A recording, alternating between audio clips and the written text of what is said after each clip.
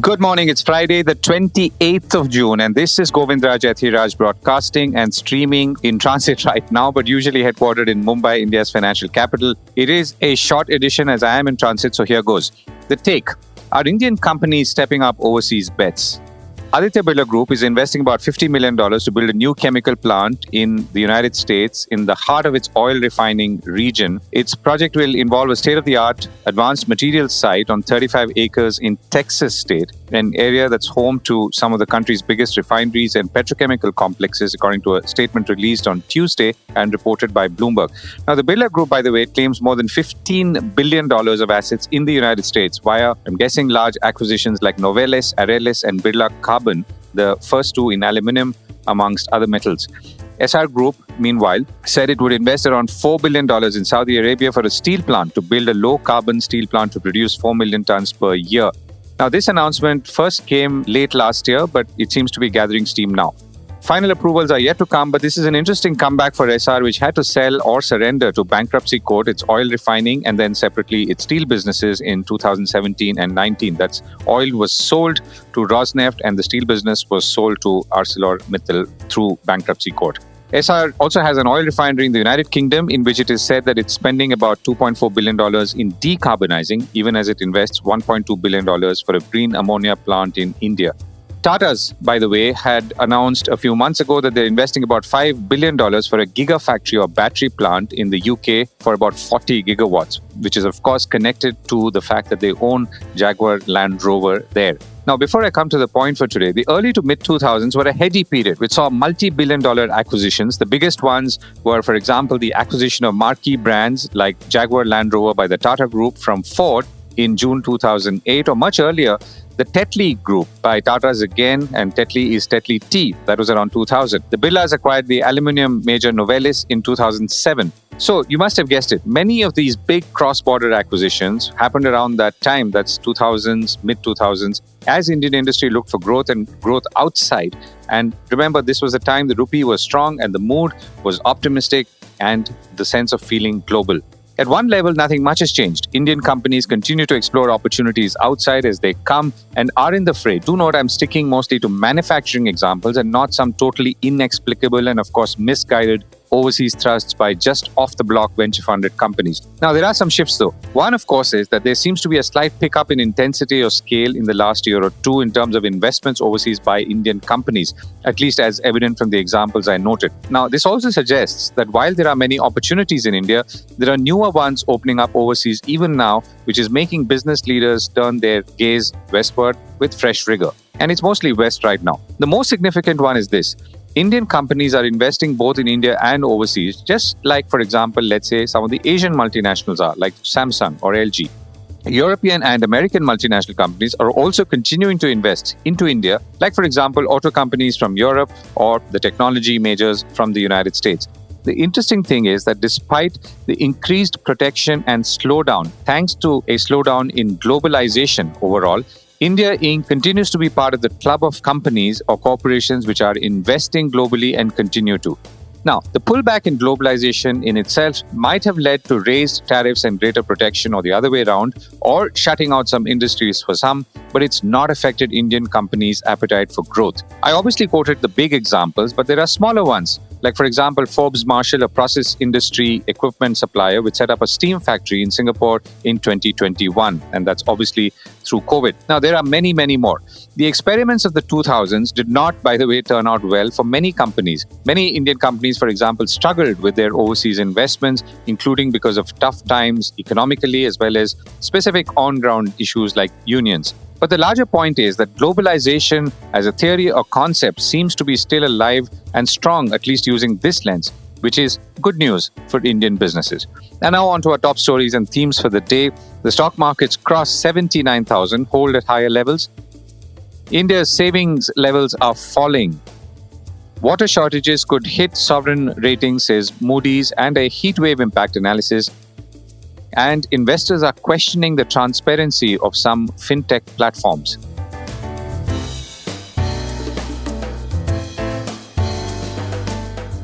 This is a core report with Govindraj Ethiraj. The markets hit fresh highs and new stock highs all around. Well, so fresh records were hit again on Thursday. I know this happens almost every other day now, but we have to say it. The BSE Sensex crossed the 79,000 mark for the first time on Thursday, touching an all-time high of 79,396. The Nifty50 crossed the 24,000 level, touching 24,087. This was apparently the second fastest 1,000-point rally in the NSE benchmark, which it completed in just 23 sessions. So, the Sensex finally closed at 79,243. That's up 569 points. And the Nifty 50 closed at 24,045, up 176 points. Now, a lot of big companies are leading the charge here. But amongst things that might cause some shifts tomorrow, Reliance Jio has just announced a up to 25% hike in tariffs for mobile phones in prepaid and postpaid. This will obviously mean that other telecom companies will raise prices too, in keeping with inflation, of course, and their own investments, for example, in high-speed networks like 5G. Meanwhile, on the debt markets, today is the day Indian government bonds will enter the JP Morgan Government Bond Index emerging market, marking a significant milestone, which is expected to pull in substantial global investment into the debt market. The index tracks the performance of emerging market bonds, and the inclusion, which was actually approved last year in September, will see India get an initial 1% weightage that could be increased to about 10% by March 2025. An analyst told Money Control that initial investments are projected between $25 to $30 billion, with expectations for sustained growth in the years ahead. More importantly, the investments will initially focus on government bonds and later expand to include AAA to lower credit ratings. Meanwhile, the Securities and Exchange Board of India, or SEBI, has approved norms to regulate misinformation through financial influencers or finfluencers by restricting association of its regulated entities with any unregistered person. This ensures broadly that mutual funds, stockbrokers, research analysts, or registered investment advisors do not associate with finfluencers. And more on that broader theme of investing and some recent developments later in the show. Banks are in better shape, but household debt levels need close monitoring. While financial liabilities have risen in the post-COVID period, the overall household savings too have dipped from average levels seen in the decade before, the Reserve Bank of India said in a report on Thursday, in this case reported by the Economic Times. Overall household savings have declined to 18.4% of GDP in 22-23, down from an average of 20% of GDP seen between 2013 and 22. Among this, the share of net financial savings has declined to about 28% from about 40% in the 2013 to 22 period. Now, I'm not saying this is either good or bad, but presenting it to you at this point as they stand. But whether it's a good thing that savings are down or not is an interesting debate in itself. But the good news is that banks are in good shape. India's scheduled commercial bank's gross non-performing assets ratio was down to a multi-year low of 2.8%, and the net non-performing assets ratio fell to 0.6% at the end of March 24. All of this is part of the Reserve Bank of India's 29th Financial Stability Report. But despite all of these metrics looking sound, the Reserve Bank of India is evidently worried and, I guess, cautious. While the Indian economy is exhibiting strength and resilience amidst global headwinds, the Reserve Bank of India is watchful of emerging risks, the Central Bank of India governor said yesterday. More specifically, he cautioned against disruptions in the financial system from new technologies, and that's something that we will come back to later in the show. The governor said that the matrix of financial stability is perhaps at its best, but the real challenge is to maintain it and improve upon it further. According to him, new technologies offer gains in efficiency and customer experience, but they can also bring with them sudden and widespread disruptions to the financial system. And this requires that all stakeholders not only invest adequately to take full advantage of technological advancements, but also to take steps to safeguard the security and soundness of their systems. All of this is, of course, mostly verbatim, but what it means and how it's playing out is something that we'll come to shortly. Water shortages could hurt India's sovereign credit strength. Severe water shortages in India could hurt the country's sovereign credit strength, according to Moodys ratings, warning that the water crisis could lead to social unrest if the agriculture and industrial sectors are disrupted. India, as we all know, relies substantially on monsoon rain for its water supply, and more on that in a moment, but is also prone to severe and extreme weather conditions, as we're seeing right now. Moodys highlighted that water-dependent sectors like coal power generators and steel makers could be worst hit, explaining that operational disruptions could hinder revenue growth and curtail credit strength. The credit rating agency has a stable outlook on India's, which is a Baa3 rating. Meanwhile, the heat waves that have been lashing India may be receding now with the arrival of the monsoons, but they've left their mark and some data for us to ponder on and, if nothing else, to prepare for the next year. Bank of Baroda research says that the heat waves led to a sharp pickup in electricity demand at about 11% between April and June 24, compared with an increase of just 1% in the same period last year. Region-wise, electricity demand from the northern region rose by about 22% compared to a decline of 6.2% last year. Power demand in other regions also was up. Many parts of northern and central India were the worst hit because those were the areas which saw high temperatures. Specifically, both the maximum and minimum temperatures recorded in several parts of northern India have remained 5 to 8 degrees Celsius and 4 to 7 degrees Celsius above normal. So 5 to 8 for maximum and 4 to 7 for minimum, above normal even in June. This, as you know, affects productivity, including of those who are working in the outdoors, and their health. It could be construction workers or gig workers and those who sell their wares in the open, of which I'm sure there are millions amongst many, many others who are traveling or moving around in the heat.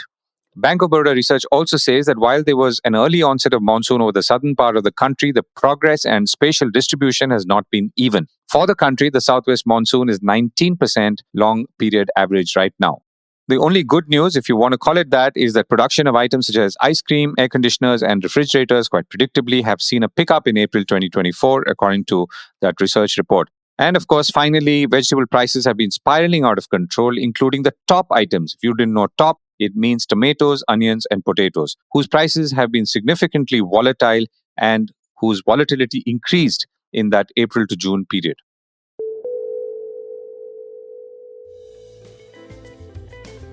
Thank you for listening and your support for the Core Report.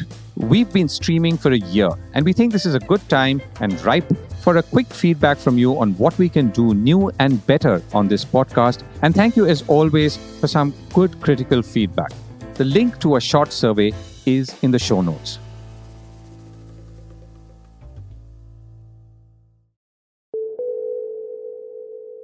A problem with fintech platforms. An investor recently went public against a fintech platform, saying the fintech money deducted his funds but did not invest in a mutual fund scheme that it was supposed to. And when he or his family decided to redeem the fund, they were unable to do so. The mutual fund house in question, when contacted, said that they never received the money, which prompted the investor to check with the fintech platform. The platform said the money was never debited and it was a mistake to start with. Now, it's quite possible that the investor in question did not lose the money or it was never debited as the fintech platform claims, but there was an error in the system for sure.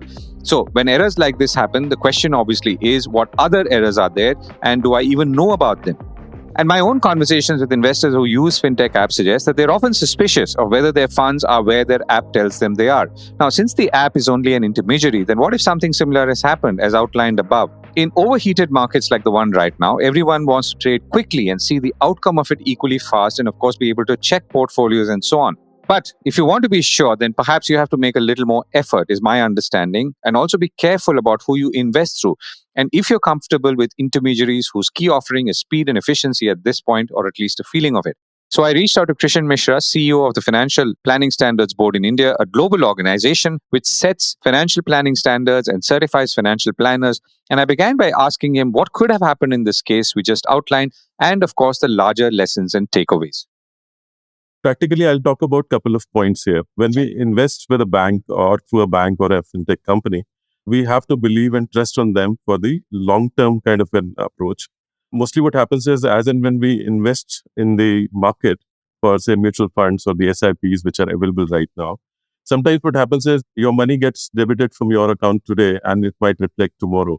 And in a day's time, there can be some changes in the NAV, which is getting allocated to you. We should not worry about that. If we have kept a very long-term approach to our investments, we will not be looking at any kind of a downfall. SIP says very clearly through its name that it's systematic investment plan. And if we are doing systematic investment plan, we have to keep that long-term approach for our own benefit. And it is not about taking the stress. It is more about learning and keeping your research on. Whenever you invest, it is really very important for you to do the due diligence, right, about who is coming in front of you and what that person is going to offer you. Most of the times people get worried because what they do is that they start looking at the kind of returns they would be getting. Instead of looking at the returns in a shorter period, they should look at what value this particular product can add to them in the long term. Most of the times, if we focus on the long term, we will never be worried about or stressed about such scenarios. As an investor myself, what I say is that research for your investment, research for your advisor, and monitor your accounts on a regular basis, because you have cash statements, you have CAM statement, all those things coming in. However, they will come on a monthly basis. They will not be coming to you on a daily basis. Yeah, and that seems to be the disconnect, because one is that people want to, and at a time when markets are also hitting all-time highs every day, people want to check what their, let's say, their portfolio is currently at, and so on. The other is, as they try to do that, some of them, at least, there have been news reports and I've heard anecdotally, seem to be having problems with what they're seeing or unable to see. So how do we address, or who can address that problem then? It is really very important for us to keep an observation on our own bank accounts, right? And keep a track of the things which are happening. However, see, if we look at things on a daily basis, we will not be very happy with that situation, because markets are fluctuating every day. And we know that markets work on sentiments most of the times. And you might have seen what happened because of the political scenario in the country recently. Sometimes it might go up, sometimes it might go down. And in fact, what happens is we are not aware that on what date we are going to get what NAV, right? So you might not be able to track it because the markets keep on moving on a regular basis. And that's the reason why it is important for us to have a very long-term perspective. Short term will always give you stress. And my suggestion to all the investors would be that never look at a short term approach. Always think about long term and keep a track of this without worrying about whether it is going up or down. In fact, asset diversification is the key, because every time you should not be putting all your money in one basket, and focus on diversifying your investments, so that if something doesn't go well at a particular point, then you have something else to safeguard the same. One thing which people should always keep in mind is that you have to protect your principal, right? And that's really very important. And most of the stress can come down when the principal is protected. Right. So to come back to the point on visibility, right? So today, let's say I've gone through a fintech company and there was a report about one of them. It's a broking company called Grow, spelled with two W's.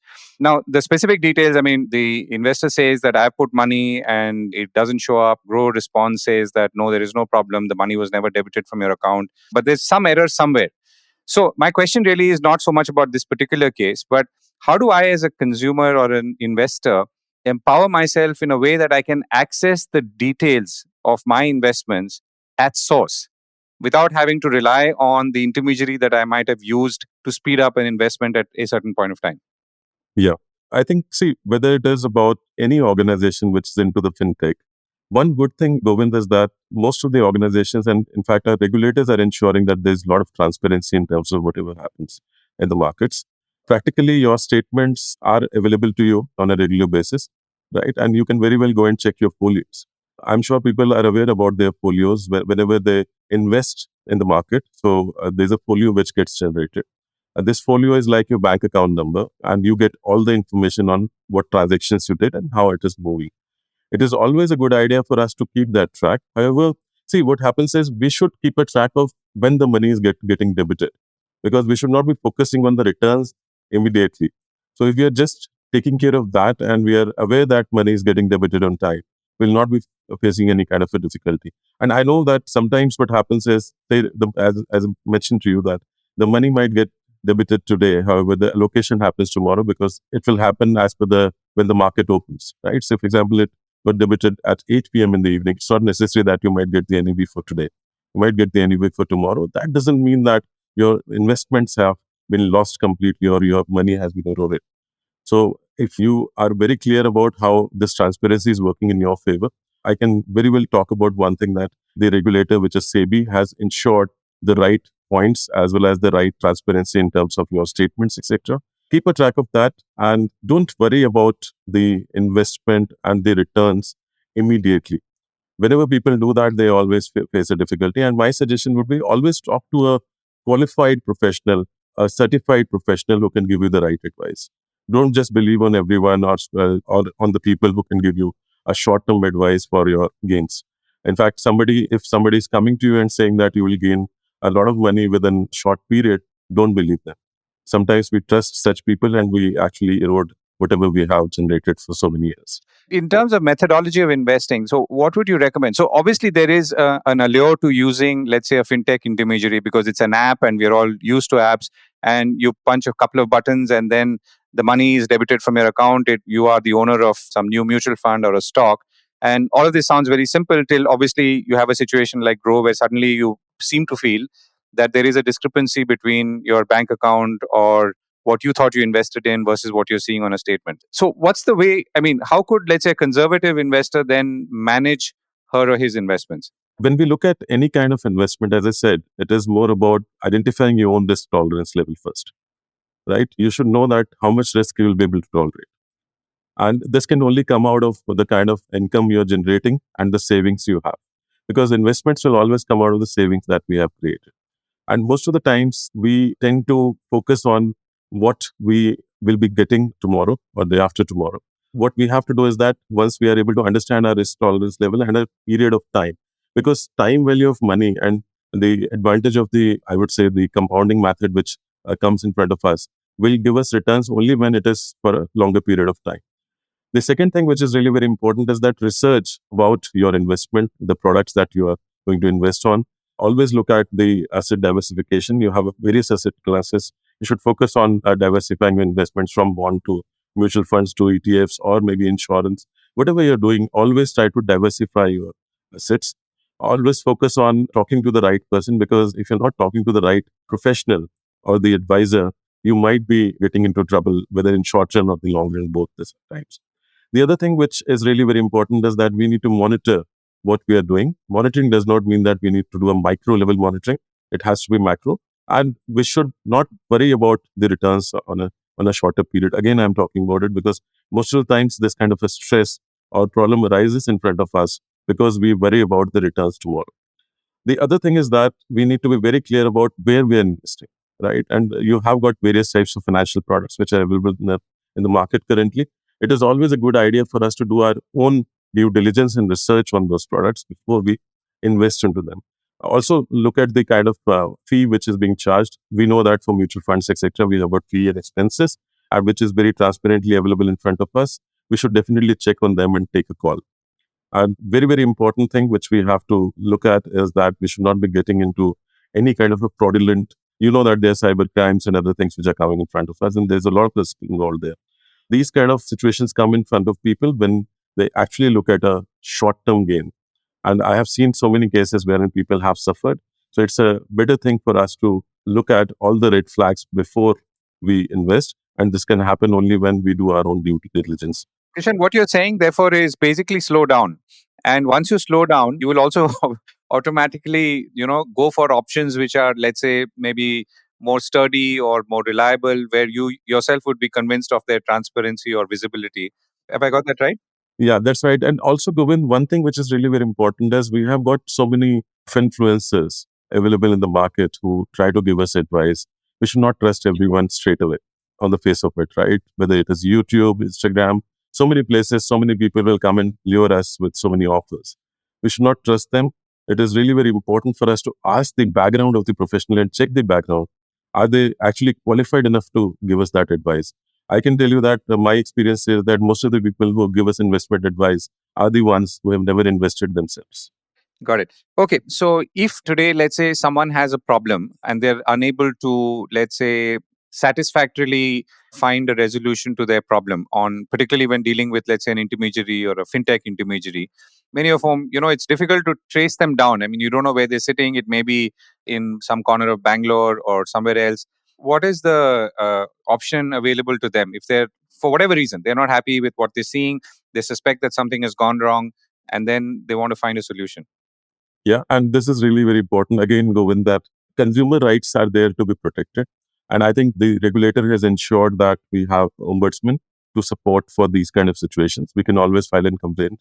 See, we should not worry about where the person is. It is not about the person. It is about the credibility of the organization also. Then what happens is for the financial markets, we have regulator and we also have the regulator of the regulator. So they have a very clear-cut step-by-step process and they are to support the consumers. So we should not be worrying about this thing that, yes, there has been certain things which have gone wrong immediately and who will be there to help me. they should follow the process. And step by step, it has been clearly mentioned at various places that how you can actually go ahead and file your complaint and get the resolution for the same.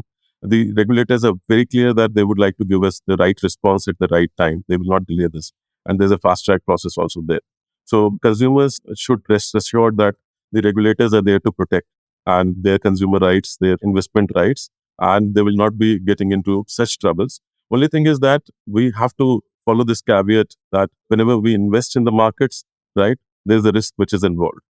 Risk is not on the face of it, wherein we say that, okay, risk is because of the person who is selling to us. Risk is because of the product we are investing in and the timing at which we invest and the timing at which we look for the return, right? So that risk is always there. Wherever we have the risk, we have advantage too. It is always about taking the calculated risk and moving ahead with that. Very useful point, Krishan. Thank you so much for joining me. Thank you, Govind. Thank you so much.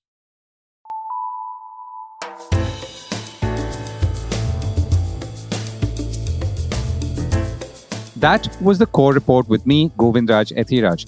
Do stay connected with more of our coverage at the core. You can check out our website or sign up to our newsletter for our exclusive stories, one in-depth feature a day on www.thecore.in. Do also track us on LinkedIn, where we usually post synopses or extracts of our top stories and interviews. We would love your feedback on how we can make business more interesting and relevant, including, of course, India's vibrant manufacturing sector. So write to us at feedback@thecore.in, and thank you once again for listening.